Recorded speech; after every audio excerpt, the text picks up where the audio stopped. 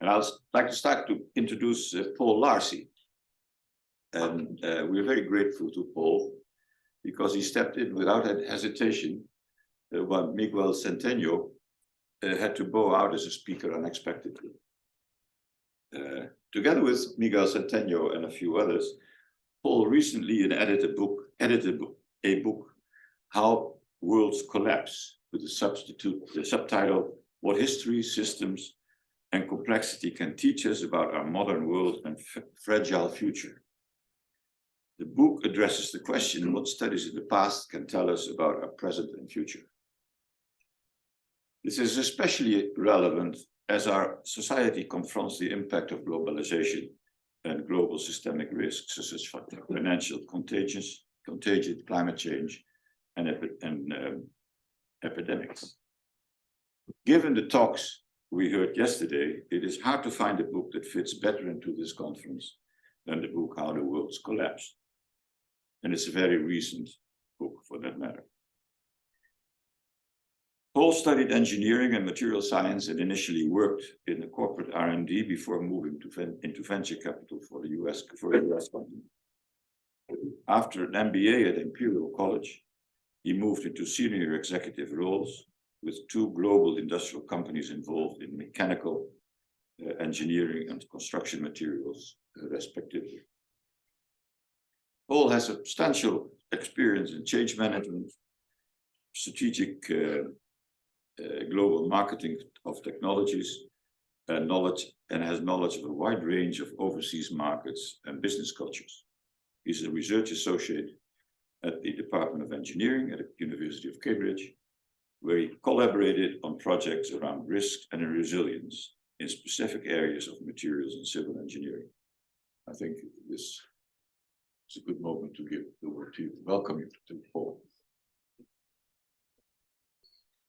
Right. As Jan said, I've stepped in for my colleague Miguel Centeno. Miguel is co-director of the Global Systemic Risk Group at Princeton, but he's also vice dean of what was the Woodrow Wilson School of International Studies, is now the Princeton School of International Studies. You can have your name if you pay 30 million above the door.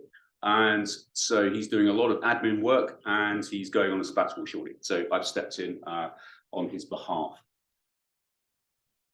So just a bit of an outline. I'm going to talk a little bit about the project, the Global Systemic Risk Project. Then we're going to go into some of the paradoxes of our modern globalized world, defining the problems of governance, because that's what we are really trying to do here in this group, some strategies, and ending on just one slide of conclusions. So the group started 2016, and the focus really is on the robustness and fragility of human organizational systems, the short and medium-term likelihood and consequences.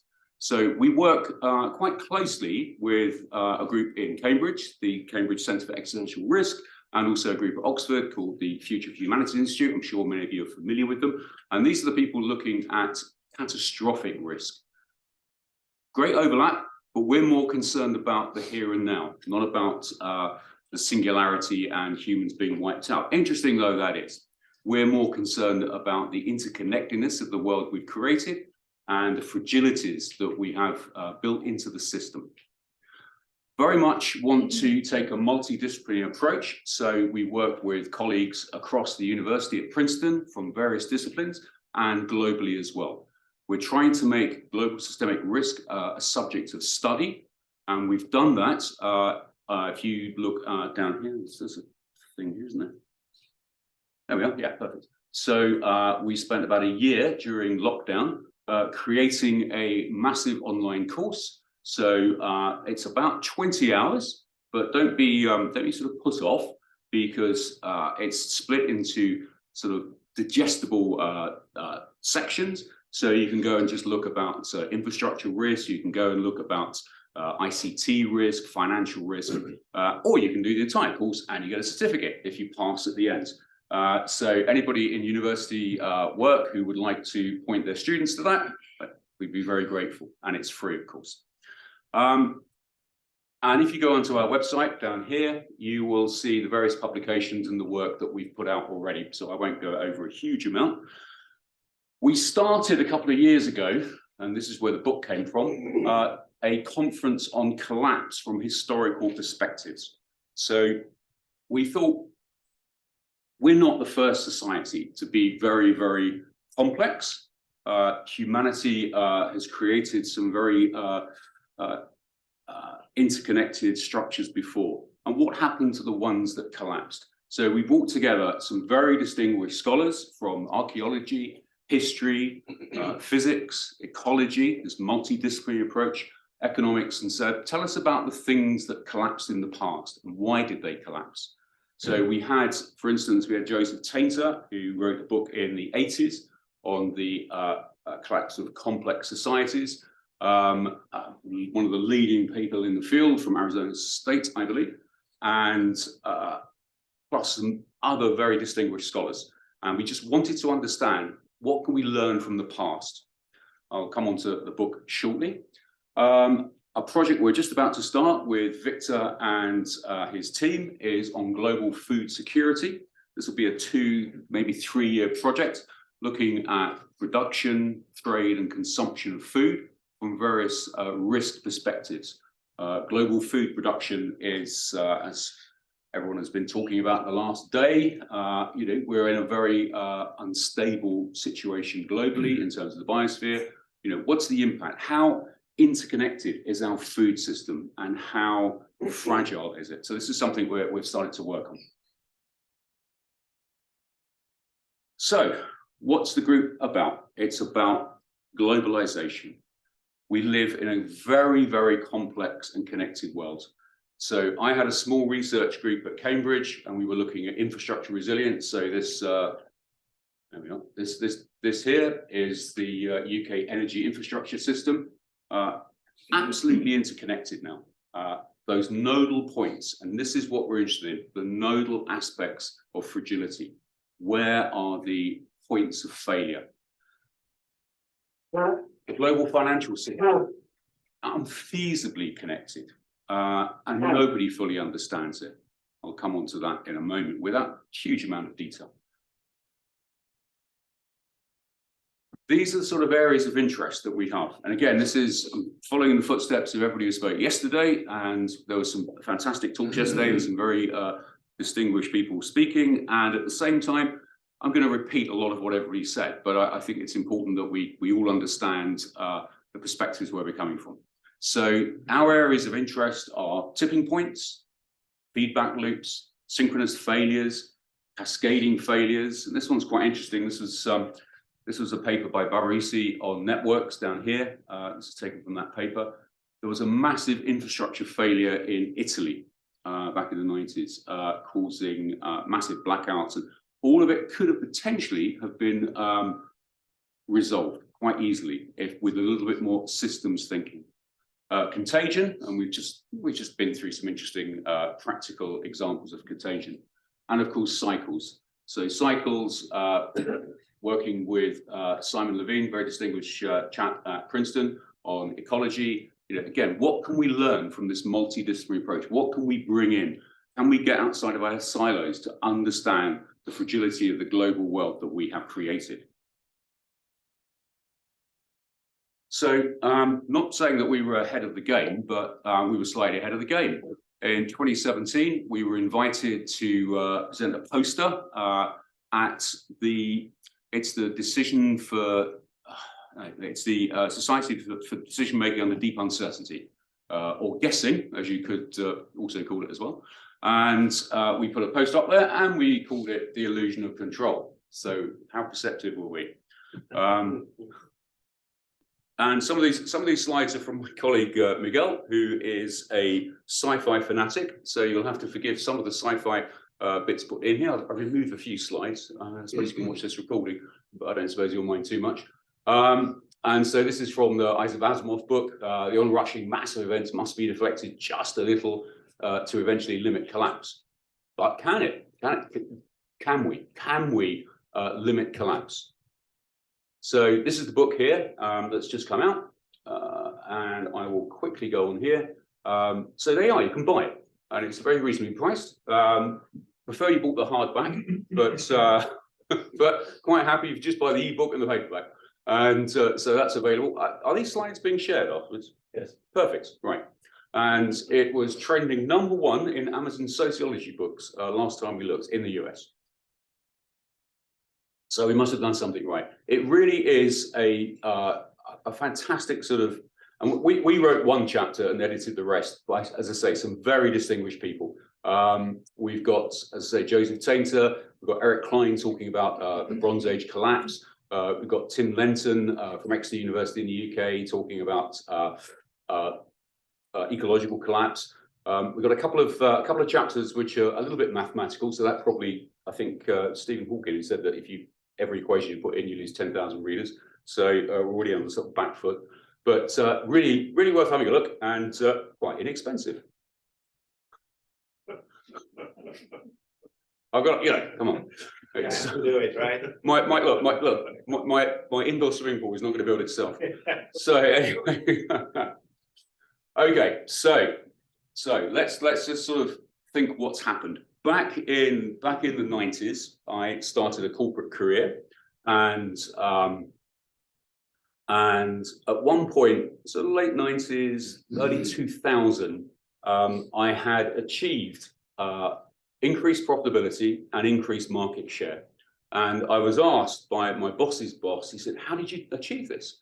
And of course, I said, "Well, it's me. It's my skill." But I knew at the back of my head that actually, no, I just got lucky on some of the decisions I made. And in fact, this chap I work with said to me, "These are the good old days." And I thought, that's a bit weird to say. I was young then, and he was sort of his late 50s. He'd been through all this before. He'd been through these cycles before. So that's where we were. The 90s, the Cold War had been won. It was the Great Moderation. Finances seemed perfect. Everything was sort of moving forward in a rosy perspective. What was there to worry about going forward into the new millennium? Well, then this happened. So a bit of a shock to the system. The impact on sort of markets and global trade was not that strong, but you started to get the feeling that maybe the world wasn't as safe as we had all thought. And then this happened, the 2008 financial crisis. Now, when I worked in finance, I didn't work in the world of derivatives and credit default swaps and so forth. I worked in a slightly more serious world of trying to finance large construction and infrastructure projects. But these guys had, I remember going to the odd conference, they had solved the problems of financial risk. It was all over. Never again would you worry about a failure. You might have a little odd sort of noodle here and there occurring, but they had solved the problems of finance. We could all just speculate as much as we liked because they had got their formulas, they've got their PhD mathematicians and astrophysicists to tell them how it all worked. And I remember seeing a documentary about 2 years after the collapse, and various distinguished academics from Harvard Business School and Wharton and so forth all said, well, we saw this coming, it was too complex. They didn't say it at the time, did they? And they were all taking retainers to work for the financial institutions. But of course, what we had developed was a complex system that nobody fully understood, despite the fact we had the illusion that, yes, we completely understood it. Securitization had solved the problems of risk in finance. So that was a serious shock to the system. Then we had growing dissent within global politics. And we could see this sort of rumbling along, a division, a polarization across many countries. This is, these slides are Miguel's, so I'm afraid it's very US centered. Miguel is by origins Cuban and a man of the world, but apologies to any Americans in the audience, America does tend to focus just on itself, as you may have noticed. So these are there's a couple of shots here of American polarization in politics. But we could equally put some in across the world generally. So this is starting to rumble along. People are getting, yeah, what's happening here? Then we had this. Then we had Brexit. And as somebody who works quite closely with the European Union, it's got some very, very strong points. It's also got some incredibly weak points in terms of governance, and it's a lot of influence peddling. So I wasn't as surprised as other people were when this occurred. But again, massive shock to the system, falling apart of institutional and governance creation that we thought was making the world this safer, understandable, easy place to navigate. Then this chap gets elected, and well, I was there about 3 days afterwards. I obviously, being in a very liberal place like Princeton, and I was in Manhattan, the shock was palpable. And again, this is the result of the populism we started to see in the sort of mid-2000s. So again, not unsurprising. Not unsurprising. If you just read the Washington Post and the New York Times, you would be shocked at it. But actually, if you travel around the States, you could see that people were disappointed with their governing elite. Something had gone wrong. So again, we're getting this destabilization of the system. Then this, which we could all have done without, our conferences on historic collapse. One we had put together in Princeton. The next one was meant to be in Vienna, and I coordinated the thing and was the sort of host for it from my study at home in Cambridge in the UK, which wasn't, it was good, it worked, but it wasn't, when we finished, we should have gone out for a dinner in Vienna, but I just went down to my dining room and ate at home. So we survived it, but what a shock to the system. What a unexpected shock to the system. But should it have been unexpected? In the same way that should the financial collapse be unexpected? No, it was there. History was telling us these things occur. And this, as a pandemic, was not as serious as many people expected the next pandemic to be. But again, it put a lot of strain and stress onto global systems. We then had the death of George Floyd and the rioting that we saw across both the US and across the rest of parts of the world. Again, it exacerbating and showing the fissures that were created in our society. And it wasn't just the death of one man. These are things that have been building up for many, many years, exacerbated by COVID, by polarization, by the financial system being skewed. Then I told you it's very American-centric, sorry. Then we have January the 6th. So again, the demonstration again of polarization of politics and society starting to fragment. Our complex world that we thought, going back to the late 90s, in 2000, we thought we had solved. We thought, oh, this is it. The post-war problems of the bipolar world, that was it. It was over. We had solved these problems. Evidently, we haven't. And if we'd gone back to 2000, when I was patting myself on the back, saying how amazing I was, and everybody else was doing the same, about how fantastic we were at business and understanding risk and global strategy, that's a lot of things to have happened in a relatively short space of time that have caused enormous shocks to the system. And then, finally, who would have expected war in Europe? Now, Sean was here yesterday giving us a very tour de force of the Ukraine situation and war, and we were discussing a little bit last night over dinner. All the warning signs were there.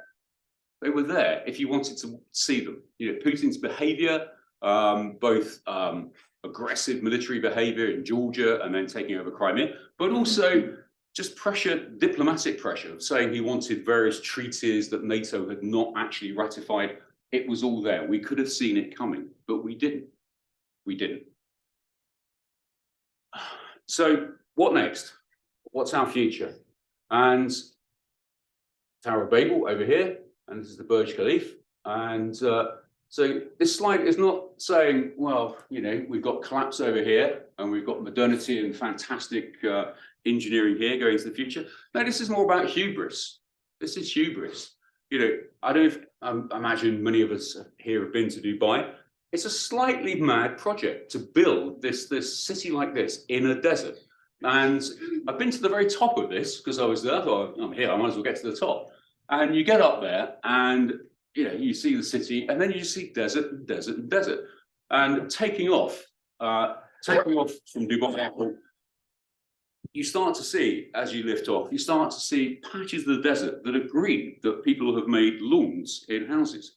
I mean, the absolute hubris of this, it's unbelievable. It's who's going to win this battle?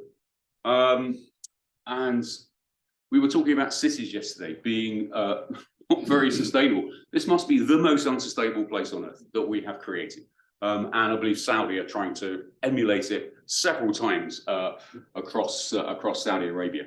So we're in a strange place. We have this is the paradox of modernity.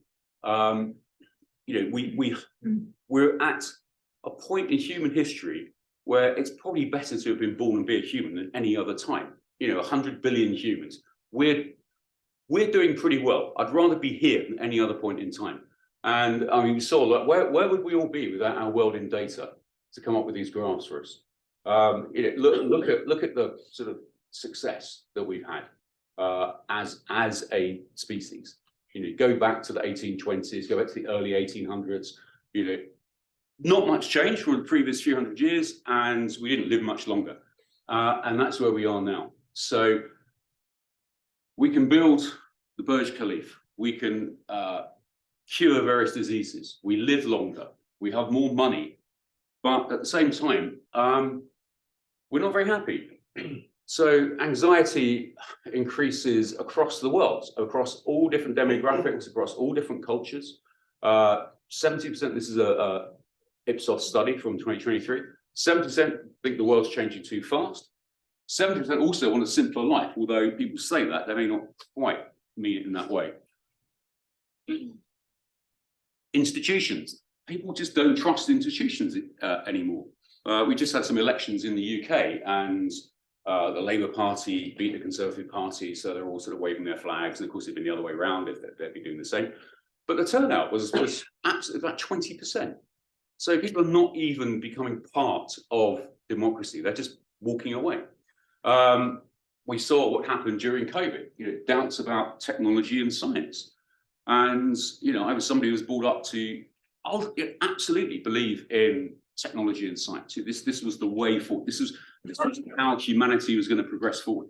And yet now we have pushback from all different elements of the political spectrum, and people just distrusting. It comes back to that distrust in institutions.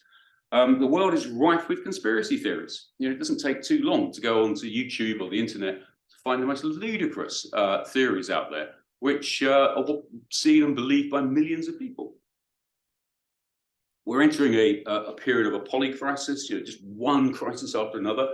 And say go back to 2000, and if we'd said all those things are going to happen, what probability would we have put upon that? So where are we going? Utopia, dystopia, protopia. Let's look protopia up. It's not my slide, and I've sort of forgotten what it is. So don't ask me. You'll have to look it up. It's something between the two. Us versus them activism. Yeah, I think it is, isn't it? Yeah. I just looked it up. Oh, great, brilliant, thank you. Yeah, I did. I looked it up last night, and I'd forgotten it already. So somebody invented it a couple of years ago, apparently, when they were struggling to come up with an idea. So we've got this underlying anxiety. As we become wealthier, our need for control increases, and we just don't feel that we have that control. And our future societies will become more complex. I'm going to come on to technology in a moment. As our societies become more complex, more detached from us, we become more anxious. I'm sure we're all familiar with Anthony Giddens and Ulrich Beck, two sociology writers who've spoken a lot about risk and modernity. We feel increasingly responsible for our future, and certainly in the ecological crisis that we have at the moment, we all feel responsible, but we feel the agency that we have for shaping our future and the world's future is declining. It's moving down. We just don't have that control that we used to have. And that in itself produces feelings of great instability and anxiety. And I think you can see that in this anxiety issue that is globally. Everybody is anxious. And I mean, I have it myself. You know, all the bits of electronic equipment that you have to sort of make sure that are plugged in and working, and, you know, will this thing talk to that thing? And, you know, I have some knowledge of how it works, but not that much. It could collapse on me completely. So, you know, we're always living at this sort of level of anxiety. It's the one thing I would say here, though, is I do like to be in control of things. I do like to drive my car. I don't like my partner to drive for various reasons. I certainly don't like to be in the car when my children are driving. But equally, I'm no psychologist, by the way. But equally, at the same time, when I flew here, I had no desire to be in the cockpit, in control in that way. So, you know, I'll leave that to anybody who knows more about psychology than I do. So what is control? Well, this is a selection from the OED. I'm not going to sort of read them all out, but, you know, it's about the ability to hold in check. It's about the power of directing, the capacity to manage things. But in modernity, it's all about down here. It's all about prediction. You know, and again, that comes back to this anxiety thing of, you know, can I have influence over the future, my future? And in our complex, interconnected world, that's becoming less and less for individuals. And I'd also say for institutions as well. This is recorded, isn't it, and sent out? Okay. This is sent out, isn't it? It's globally on the internet. Yes. Yeah. Okay. Yeah, it is. So I also work for the UK government on science and technology policy, and I'll come on to that in a moment. Government is equally anxious and feels it's not in control, which is quite scary when you actually get up close. And again, I think Sean mentioned yesterday, there's like 5 or 6 people in the US that are in control and in power. And it certainly feels like that in the UK government, although it doesn't feel as though at times, I really shouldn't be saying this, it doesn't feel as though anyone's in control. But anyway. So, modernity and control. From Weber, you know, one of the earliest sociologists, to Giddens, we've recognized modernity is characterized by the need to control social phenomena. Modern institutions try to make the world legible in their own sort of structures. In that legibility, we hope to measure conditions and therefore affect outcomes. So we've created all these institutions that we feel are in control, that have the ability to have impact, but maybe they don't. So I think many of the global institutions and national institutions that are responsible, theoretically, for looking after the pandemic, maybe got a C+ if in the final reckoning. It was obvious that it hadn't been planned in many countries what to do, and there was a lack of global pulling together, a lack of global cohesion. So it's not just individuals, it's also institutions as well. So we get to the paradox of modernity. Growing connectedness in the world. I mean, think how connected we all are now. I remember going back to the 90s, we would have video calls with these things that were sort of really if you moved, you went all pixelated, they just stopped from time to time. To the world now where we can get anybody on Zoom or Teams or FaceTime anywhere in the world. Increased mobility, increasing complexity. That's the driver of the world that we have created. Greater integration, supply chains, the way we work together as a world now has created enormous efficiencies, but terrible fragilities, and increased capacity for aggregation and control. Just before we move on from that, Joseph Tainter, who I spoke about earlier, that many of you may know, distinguished scholar of archaeology, who wrote the first book on the collapse of complex societies. One of his theses from his research is that societies get to a point of complexity and they can go no further. there's a diminishing returns on complexity, and these are in ancient societies. So why do we think we can override that? You know, entropy also affects our civilization and our culture. Anyway, but growing dependency on effective function in multiple networks, everything's got to work nicely in tune with each other. And again, when I was in business, you know, and it wasn't something I felt overly happy to do, but you know, we were making cost judgments on where to manufacture, and we were spreading around the world. Firstly into the newly liberated Eastern Europe, and then forward into Asia. And we were constructing a network, a web of manufacturers, both our own plants, plus also third-party suppliers, based purely on cost accounting, not so much on risk. And I was responsible for the sort of risk understanding, and I would from time to time bring this up, but I'm afraid the accountants and the financiers are the ones who sort of led the charge. And it was, well, if this third party person goes down, or if this plant goes down, we'll find another. It's not a problem, but it has proved to be a problem. Increased social vulnerability in the face of accidental and international disruption. You know, again, coming back to this thing that people feel very, very anxious, people feel very, very not in control of their future.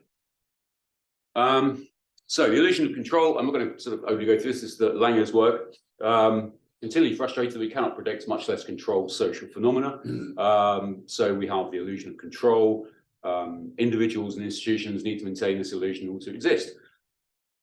Again, coming back to working with governments and in government, you know, you have to maintain this idea that you are in control of the various sort of levers that you have, even if when you speak to the individuals, everyone's like, oh, I'm not sure if we are. But for societal cohesion, we all have to make that leap that we have control. That there's people at the top, there's a hierarchy at the top, and there's the people working in the structures underneath. And we are in control of all of the sort of elements of the system. So we're coming now to one of the areas that we like to, we're trying to apply as a lens to the world, which is that we live in a complex adaptive system. Now, everyone here is a complex complexity, especially in some shape or form. So I don't really need to explain all this to you. But it's this bit here about systems can often give the appearance of stability, even as their fragility increases. Again, going back to my days when I was a scientist, I worked on phase transitions in superconducting materials. And you know, some of the phase transitions occurred very unexpectedly. Again, we're interested in our group about how society can suddenly have a tipping point, a phase transition, a change from one state to another. I'm not going to go over that too much because, as I say, everybody here sort of, I'm repeating what you all know. So globalization as a complex system. The global system is a tightly coupled network of structures that allow the flow, importantly, of information. That's becoming more and more important, obviously. Money, goods, services, commodities, and also people. Now, these connections they're not new. Humans have been trading and buying and selling for almost all of our history, as I can't remember yesterday who was sort of pointing that out. And you know, our book, which is available by the way on Amazon to buy, talks very much about some of those structures. They've existed in the past. But it's the speed and scale, it's the acceleration that we have created. So there is more fragility in the past. You know, in trying to think of a good example, so in the Roman Empire, you had good road networks, but most things were carried by sea, and you sort of knew at what time you could carry things during the year. So you had a rhythm, whereas we are creating and overlaying networks incredibly quickly, often not fully understanding what we've created, and certainly not understanding the fragility that we've built into those systems. And therefore not fully comprehending the risk, but having the delusion of control that we understand, we know how these things work. So our modern systems are built to exploit the benefits and effectiveness resulting from this sort of superstructures and sort of leveraging at scale with this collective knowledge and massive information sharing. But these systems have also created this fragility. They've created an ability to expose us to massive catastrophic risks and outcomes that we don't fully comprehend, although we feel we do. And we never test, we never put things through an iteration. I was talking to somebody recently about aircraft, and because the way that the aerospace industry was created, the testing and the fragility, the outcomes of interconnectedness were unbelievably comprehensively understood. And think about how safe air travel is. Whereas this person was telling me that if it was created now, it would probably become very unstable and very, very unsafe because we just move at speed, because we are told we have to move at speed. Again, when I was in business, it's like, if we don't do it, somebody else will. So let's just do it. And a decision that would have maybe taken a couple of years, you've taken a couple of months. And so you don't have the time to fully understand the control you have over the complexity that you're building in. Edge of chaos. So we know that systems are can be in a state of order, they can move into complexity, and then suddenly they can become completely unstable. So again, sorry, I'm using a lot of my experience. Going back many, many years after I stopped being a research scientist, I moved into instrumentation where we were working on fluid mechanics.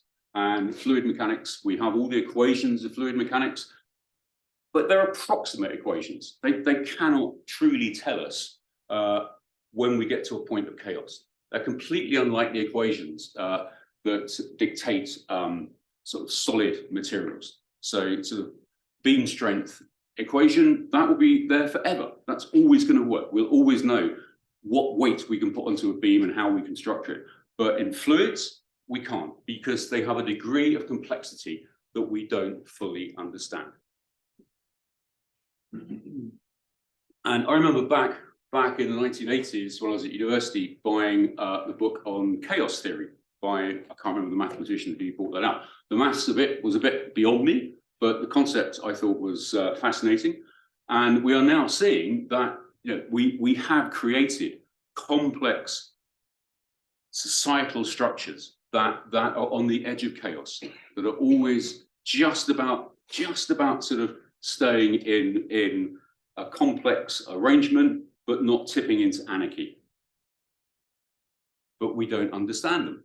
We truly don't understand them. So, a new type of risk.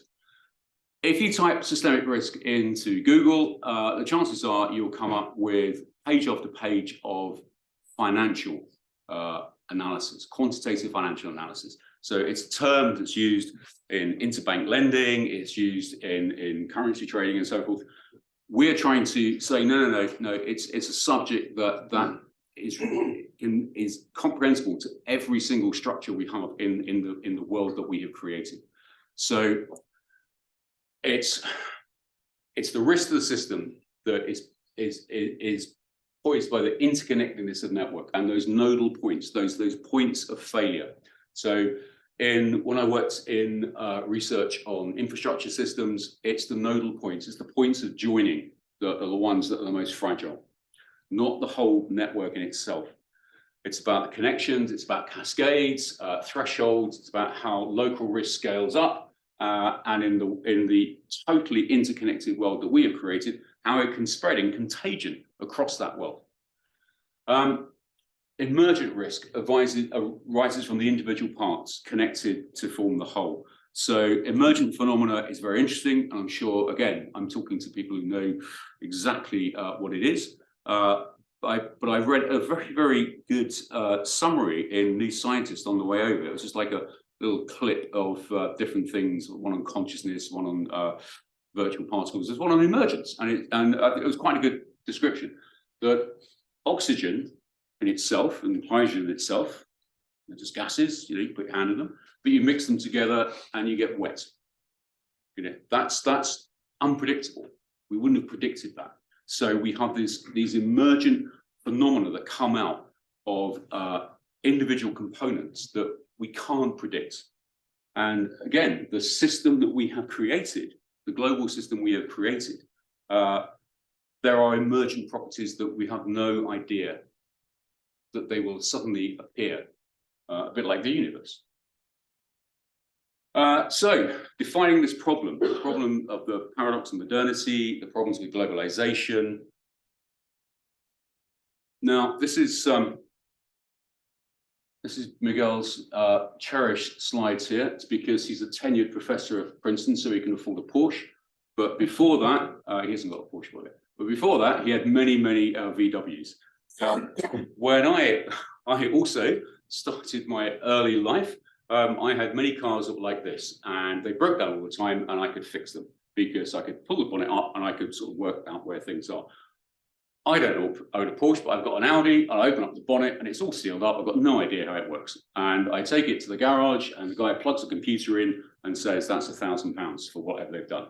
So, but my Audi, shouldn't say this, but has, you know, in the last 5 years has never not worked when I wanted it to. It's incredibly, incredibly efficient. But if it goes, it goes. And it sits by the side of the road or in my drive until I get somebody out who knows what they're doing. Whereas down here, I would have had a chance to have a tinker and a fiddle. I may have got it working again. So we've got efficiency versus fragility. So in not just in machines, in the complexity of machines that we've created to make our world better for ourselves, we also have that globally. So I'm going to talk a little bit in a moment about supply chains.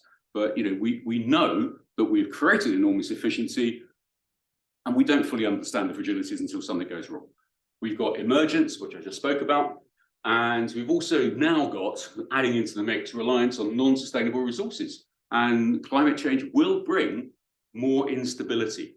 And as I say, I work for the government on various projects, the UK government, and there is a project on critical raw materials, as there's one in the US, as there's one in China.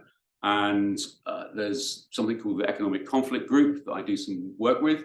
And the concern is that we're moving from petro-states, which, you know, weren't the best people in the world to deal with. And, you know, we're moving to the electric transition. It's going to be fine. No, we're going to move to electro-states. Unfortunately, all those raw materials are in some very unpleasant parts of the world. So this is going to be a struggle. You know, it's going to create more instability as we all go rushing for this resource that we require. So supply chains, as I say, they were held up. You know, if you go back to sort of mid-2000s, you will find reports in McKinsey and Boston Consulting where it's, you know, how amazing supply chains are, how efficient they are. Nobody had fully understood the fragility that existed in that system. So I think this is from, it's over here, I think this is 2021. So this is post-COVID, and this is the sort of disruption caused by COVID to supply chains across the US, which in itself has helped cause the inflation that we're all now struggling to try and control. We're now starting to get reshoring. So if you're not familiar with it, this is the Taiwan Semiconductor Manufacturing Corporation. They produce, I think, 90% of all the most advanced chips in the world. It's suddenly, maybe that wasn't such a great idea to outsource so far away from your main markets. So again, I'm working with the UK government on a project to try and reshore, although the trouble is we've gone beyond the limit there because we don't have the people. or the experience or the funding to do something like this. But we're trying to reshore some of the important semiconductor elements back into the UK. The US, of course, is spending hundreds of billions of dollars to do this, and TCMS have just opened a factory in Arizona. Because obviously Taiwan is under threat from China. Even if there's no outright war, there's lots of wargaming scenarios where you'll get a blockade of China, and this would make this issue over here look quite small in comparison, because we cannot live in our complex interconnected world without the semiconductors produced by the likes of TCMS. The war in Ukraine has caused massive spikes in food prices. I don't think we've quite seen the problems that some people expected, but then I think some institutions have moved quite swiftly, and we've not gone quite to the sort of weaponization of food that we thought Putin would try and do. But that doesn't mean that we're not going to see in future worlds food being used as a political weapon. And I think it's, again, this is not on Miguel's things, we're 3 meals away from anarchy or societal collapse. So that's one of the reasons why we're starting this global food project, to understand just how at risk we are globally by our dependence on, I think it's about 4 or 5 grains, and just a few countries that produce certain types of food. We have to start getting back to having local production, not just of semiconductors, but of food as well. So we need to create new mechanisms by which we judge success. We need to move away. And again, I can't remember who said it yesterday, that we need to move away from having a world that is totally dominated by finance and accounting. That there are other metrics that we need to measure success and build up a level of resilience. So those include incentives that are orientated towards stability and avoiding fragility. So we may not be quite as wealthy, or a small group of us may not be quite as wealthy as we were in the past, because we've got to shore up these systems that we've created, even if that means reducing the optimization, the complete efficiency. And we need to replace optimizing with satisfying. We need to understand that the goal, this sort of mechanistic goal of optimization, has created this terrible fragility, and that we need to try and think about how we can mitigate against this. Now, the other issue is global territories. So to those of you with a historical bent will know that that is a painting by, I can't remember. 1648.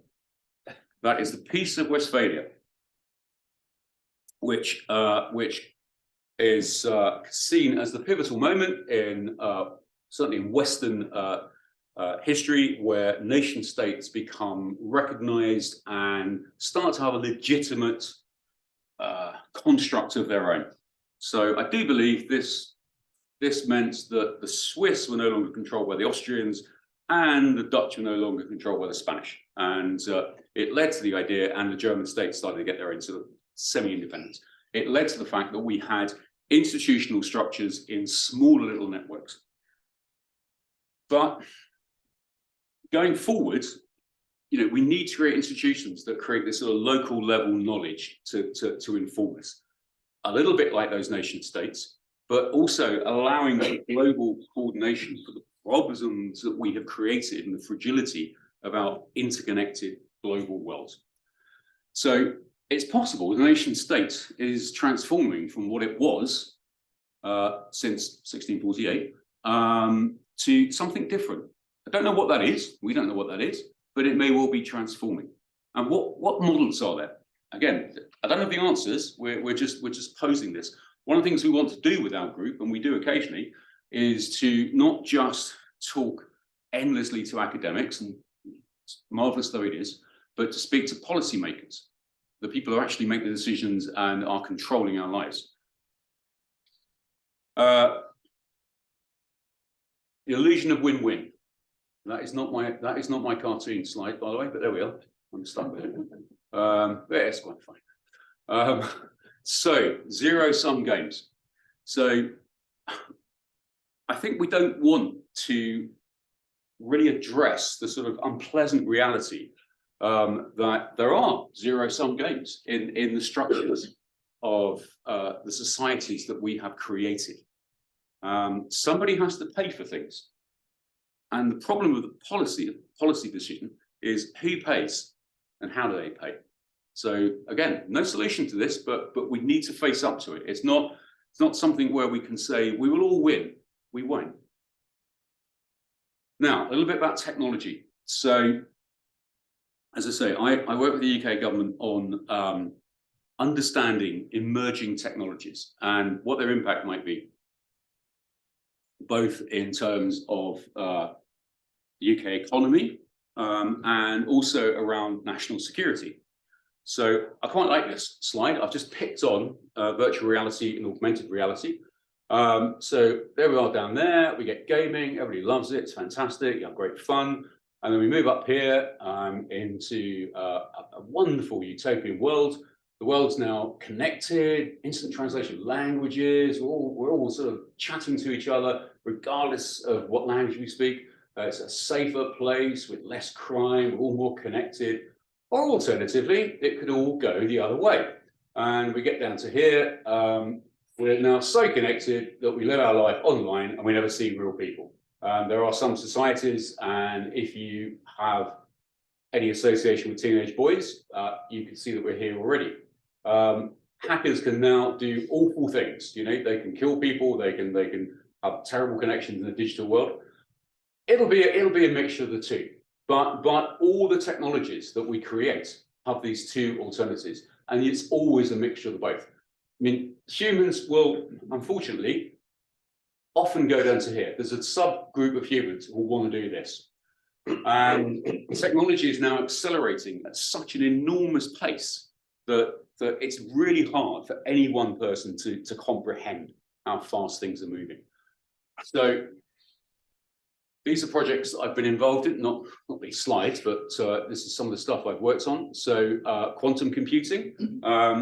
I still think we're a long way off from having a real, genuine quantum computer, but something will come along one day soon, potentially making everything that's encrypted can be solved and disentangled.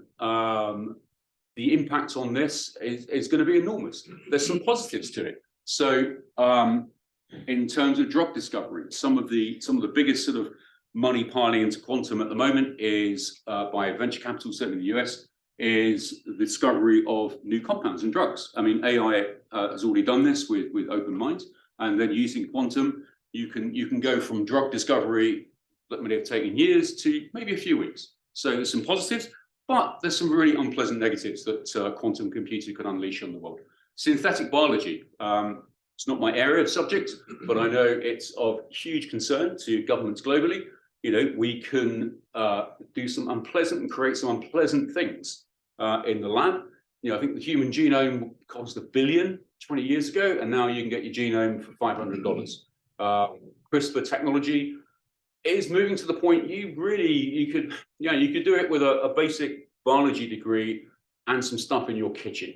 You know, this is quite, there's some quite serious implications here, but at the same time, it could do wonderful things in terms of disease control and helping us as humans. Robotics. This is one of the Boston Dynamics robots. If you've not seen it, go on to Boston Dynamics. It's both sort of staggering and scary at the same time. Again, what is that going to do to our connected world if we go to much more automation? What's that going to do to the people who are automated out? And then AI.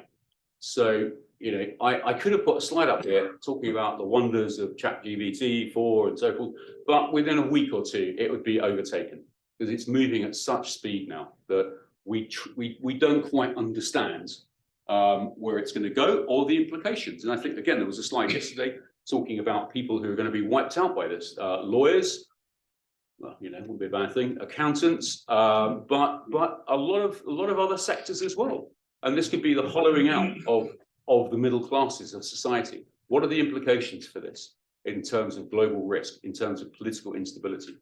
And the final one here, and I'm bringing this up, this is neuromorphic computing. And I'm bringing this up because it's a project I've been working on for the UK government, and it's to understand the developments and where we are in neuromorphic computing. Neuromorphic computing is taking the architecture of the brain, which is, of course, 3+ billion years old worth of evolution, but trying to reproduce it on a chip.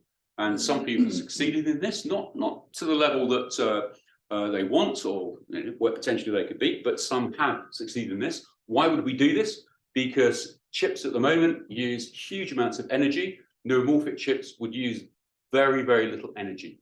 So I know we were all patting ourselves on the back about how much CO2 we saved in COVID by not flying anywhere, but I've also read that the amount of energy taken up by cooling servers across the world was equivalent to about the same amount as flying. So there is a huge desire to bring down the energy consumption of chips to work with AI going forward, especially things like edge AI, when you have sensors that are looking for 5 minutes, yeah, looking for things to you know, sort of navigate and understand. The money that's flowing into this is all coming from governments, from China, from US, especially around national security. So I'll leave you to make your own conclusions on that. Who we are, we're slightly selfish, but we're also communal. We have opportunism, we sort of go for opportunism. We have a bounded rationality, we have biases, and there's this mystery of collective behavior that we don't fully understand, which is always potentially on the edge of chaos. So we need to understand a little bit more about who we are. And sort of expecting the best might get us nowhere. You know, these are wonderful books. And again, we talked a little bit about Francis Fukuyama yesterday. Didn't quite work out. Liberal democracy did not storm and take over the world. We shouldn't be too pessimistic, but we can't be too optimistic going forward. So solving the problem. We can have walls versus reserves, so we can build up reserves, we can build up structures that are robust, we can build up walls to things that stop that sort of edge of chaos, that instability occurring. That's one strategy. Mitigation, so building in robustness and resilience, and this is an example taken from health. You know, we need to find out what the problem is, and then we get a treatment. We have a cure, and the problem goes away. Can we do that for our societal structures? Who do we govern? Macro systems of government instead of individual micro government, is that the way to go? And we do need to think of global systems governance without moving to global government, which probably isn't a good idea.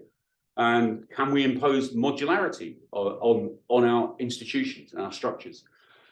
There's going to be winners and losers. You know, we just have to accept that. And the world is moving in a direction where it's potentially, you know, we're going to have a 0.1%. We could move to a feudalistic society. So we have to be very careful on our political structures of what the emergent properties of our risky society could cause.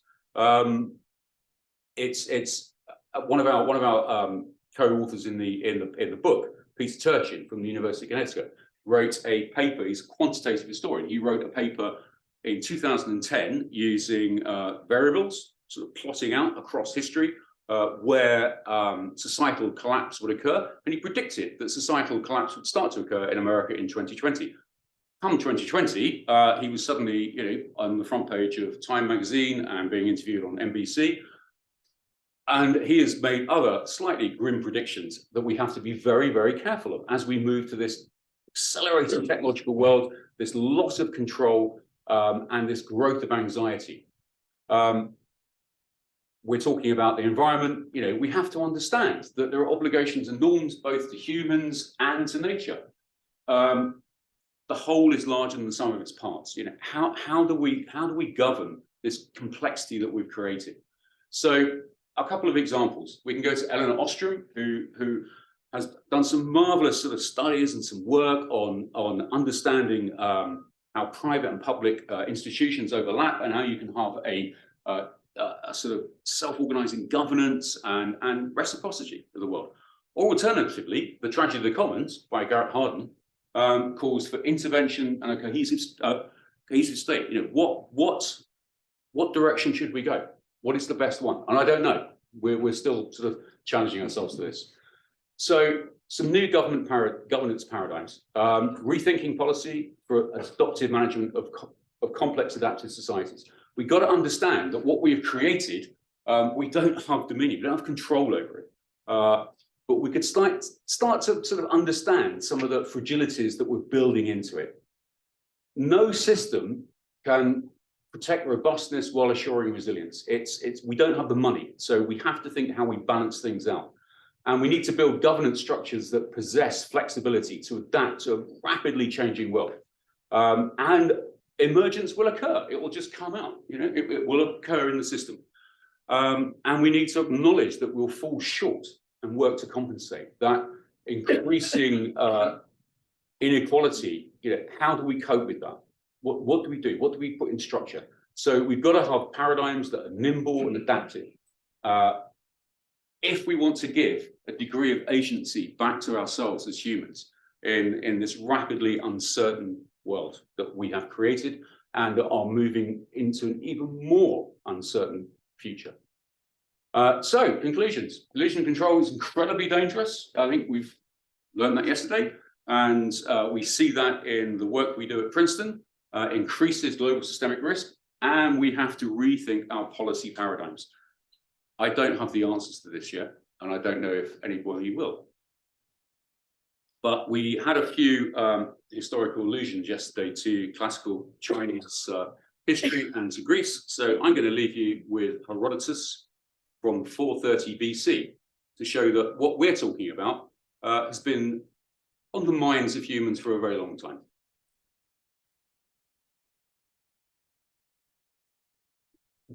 Thank you. Helga. Yes. I would like to come back to the notion of collapse that you started Yes. out with. Yeah. One comment and one question.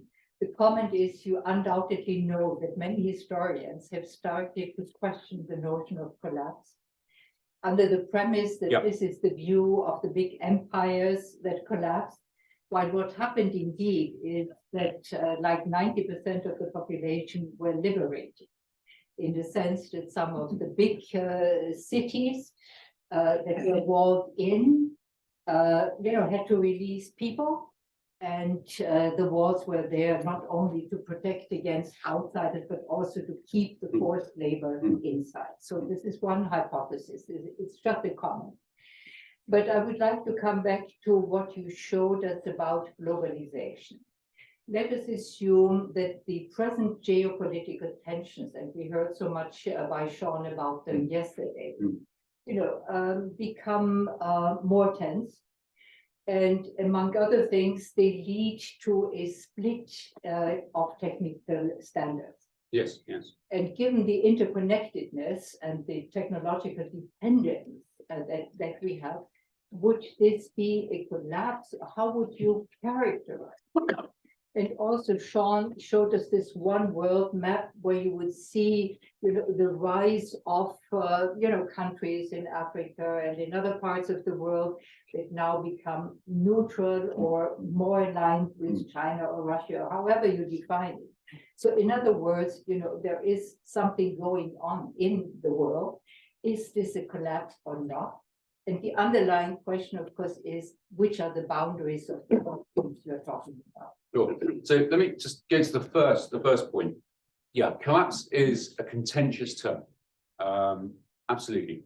But what I would say is, if you look at the collapse of the Western Roman Empire, and if you look at and I'm not an archaeologist, and if you look at the archaeological evidence, people back at the height of the sort of Antonine Roman Empire, and there were a lot of slaves. It wasn't great, for a lot of people.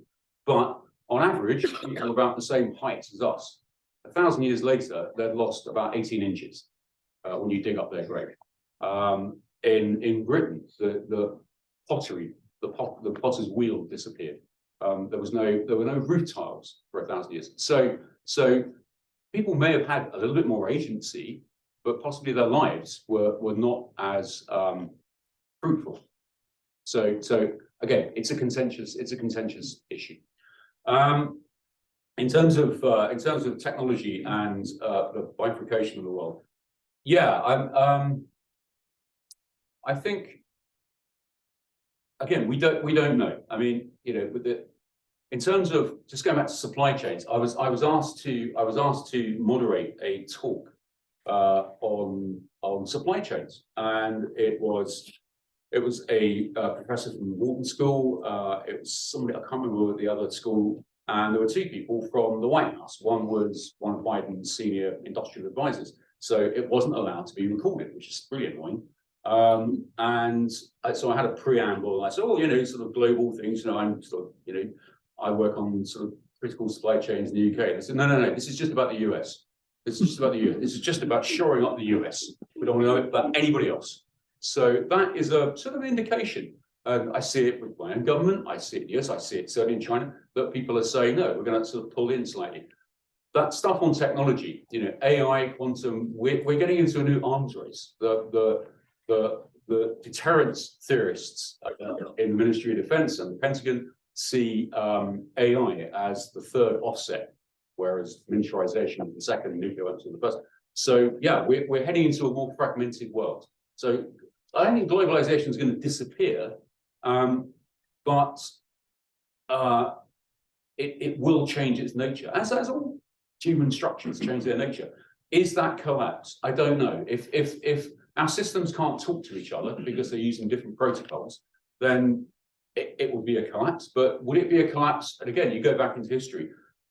People weren't always aware that their societies had collapsed. It needed historians hundreds of years, 1,000 years later to tell them, yeah, it collapsed. So we may not even notice that it's collapsed, but yeah, maybe we'll have to leave that for a couple hundred years. Yes, thank you for this interesting talk. And I was fascinated about the many projects you have also in the corporations and different governments from different parts of the world. And I was wondering about the speed that you mentioned, the speed at which technology increases and everything seems to just get bigger, quicker, and increasing all over again. Yeah. So this reminded me a lot about path dependence, which is a self-reinforcing process with a tendency towards a lock-in. Yeah. First point, do you see any way of a lock-in that could occur from this increasing dynamics? And on the other hand, if you consider the point of agency getting back in there, who is the agent, or who is, dominating this kind of speed? Or what do you think, what could help to actually reduce the speed again or increase quality? Yeah, I don't actually know. I don't actually know how, you know, if we've been working this for a few years, I don't work in it full time, I do other things. You know, if we come up with a solution, it'd be great, wouldn't it? If I put up there and said, oh, this is all we need to do, 4 steps. You know, we need new forms of governance, but we have to be careful that that governance doesn't move into authoritarianism, which it could easily do.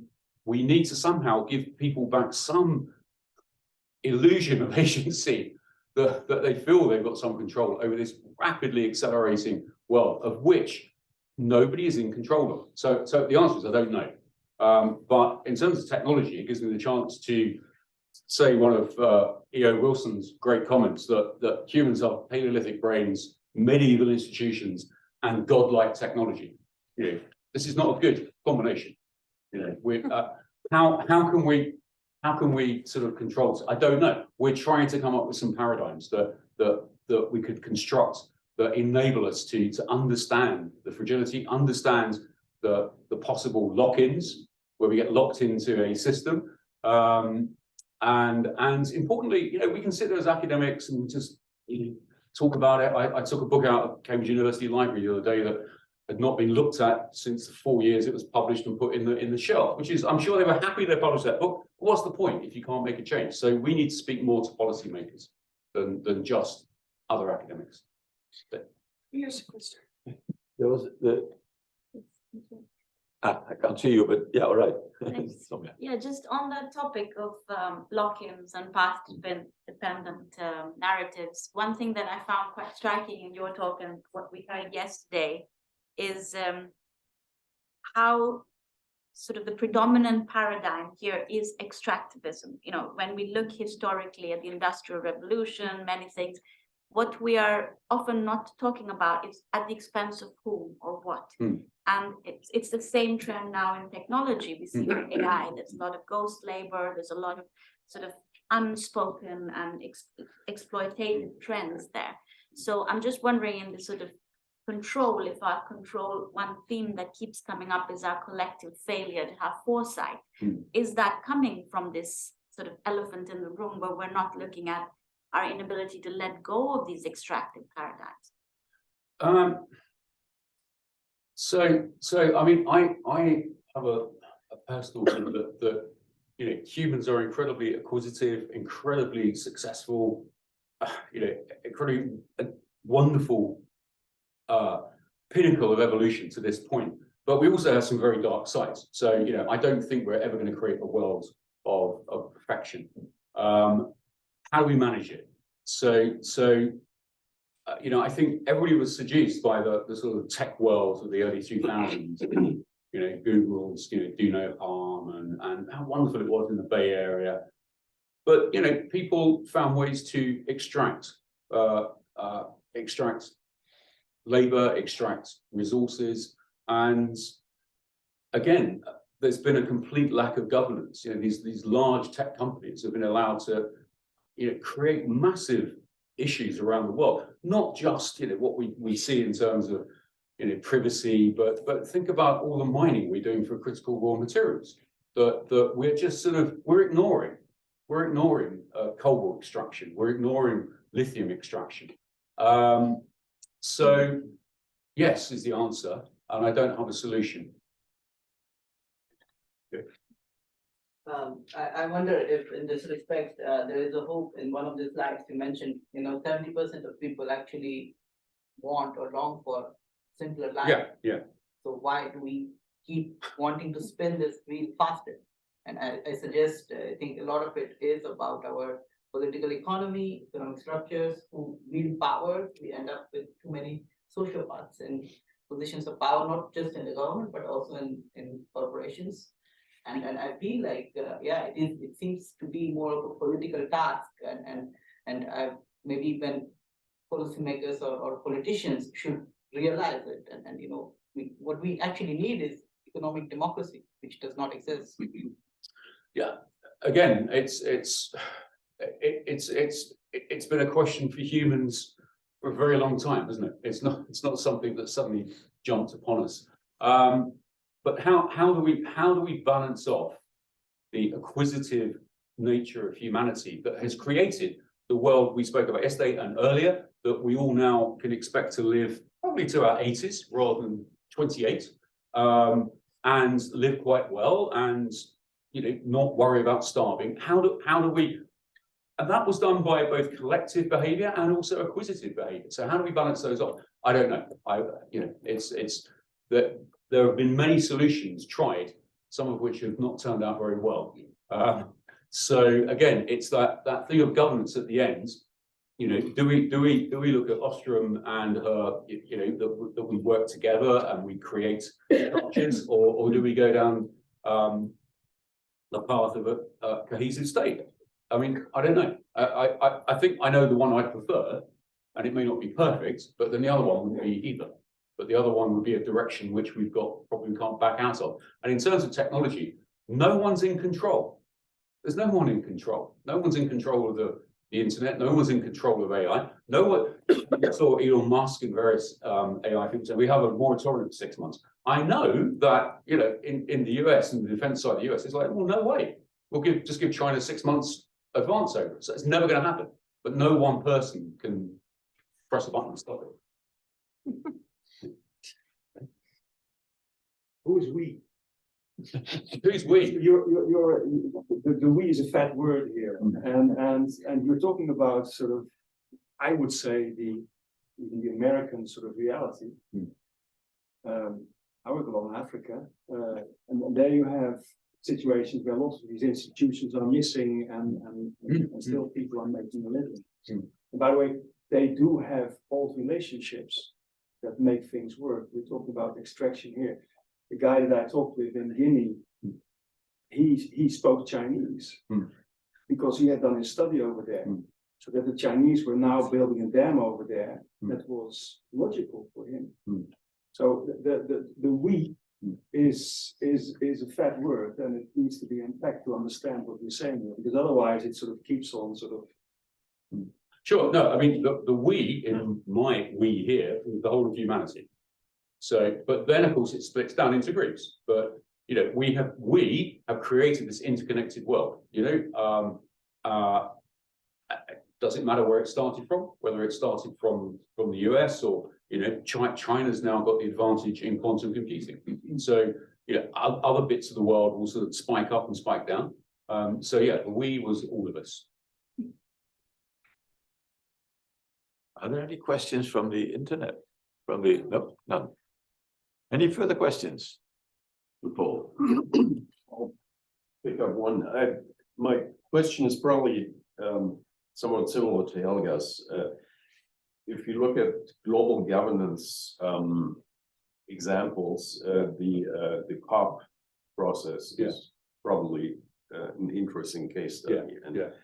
And it looks to me like what we're slowly and belatedly learning is that for a hugely complex problem like climate change, you know, having a governance structure that kind of sets a global consensus on goals as the precondition to really move forth fully is not the best way to go about it. So so I think that there's a movement that is picking up speed towards more experimental governance structures, which we didn't really try in this area before. No. Until recently. Yeah. Much more decentralized, overlapping groups Which that is the try model. try different things. And so one implication of that is when you do that, collapse is suddenly not necessarily a bad thing. You know, you have you actually want to encourage collapse in those experiments that simply do not work, because the collapse gives us information about what might work better. So, Yeah. So what's your take on that? Well, I mean, it depends. Yeah, it depends on if it's a small collapse that you can learn from and you're resilient enough to bounce back, it's okay. If it's a massive collapse, it's not great. You know. But the more decentralized, the more decentralized, things, and you should try different things, Right. Which is why I don't personally favor centralization.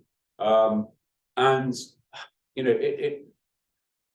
you know, our energy infrastructure is very fragile, and it could break down at any point, and that would lead to societal collapse. It might only be for a while, but then you've got to come back from it.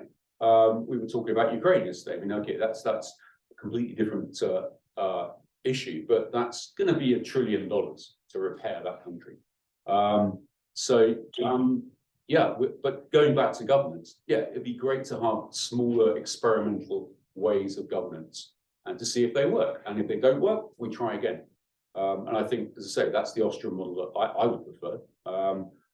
But we have to try and give agency back to people, because everyone's unhappy and everybody is anxious. So if we carry on this path, I mean, what, 95% of people are going to be anxious and unhappy? That's not a great world, is it?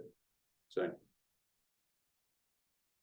Any other questions to Paul? Yes. George Thompson, an economist. I work with labor market issues. Taking it down to a very local level, we've had work we've done where we work with young people that have not completed their education in a municipality, and we've seen that we strengthen their agency in terms of their understanding of their abilities and where those abilities are useful in the market. Over a year, we can have the youth employment in that municipality. And this is followed also by a rapid fall in violent crime. And I'm asking, if one part of a solution of moving forward is, can we strengthen agencies within individuals and thereby strengthening also democratic and other forces in the world, or and also how does that relate to these collapse issues? Can we connect these two levels of understanding?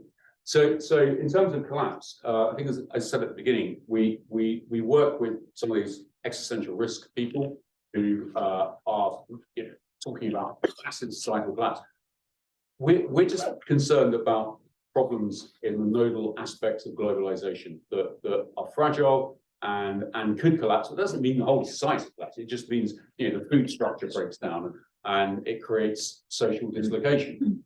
So we tend not to talk about massive collapse. We got slightly pushed in that direction because of the book on the historical book.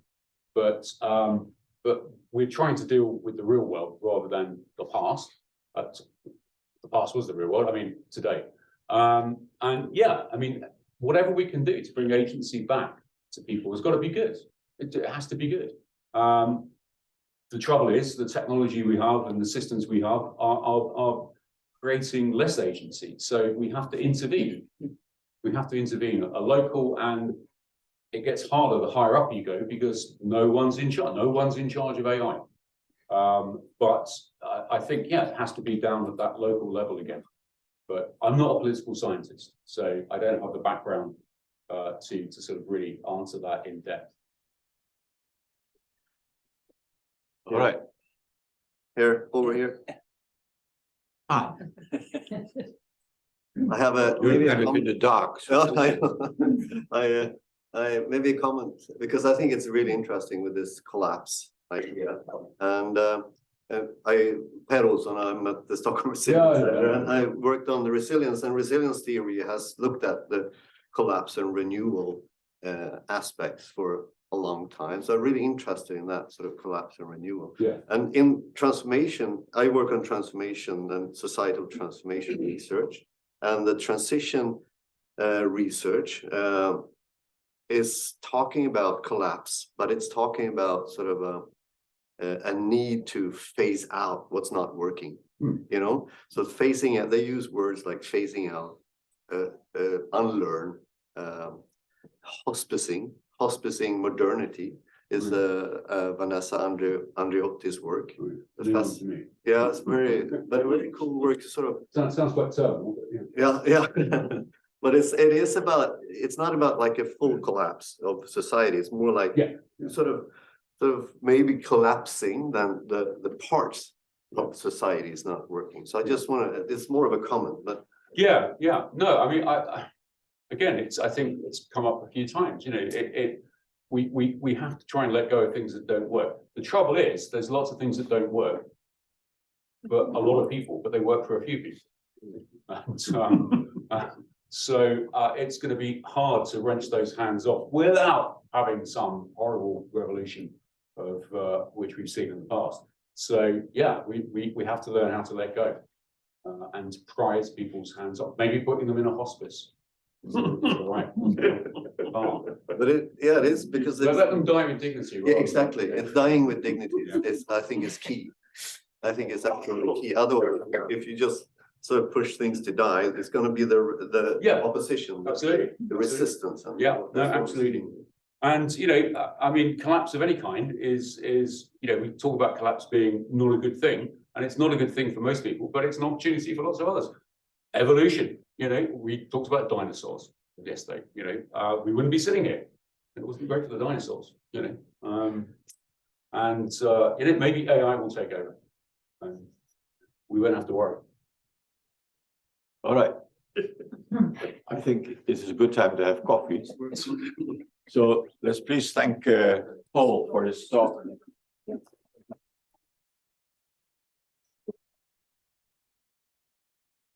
I'd just like to say one thing. You've got our website there. We are always looking for collaborators on these things. So we want to be multidisciplinary. So please reach out.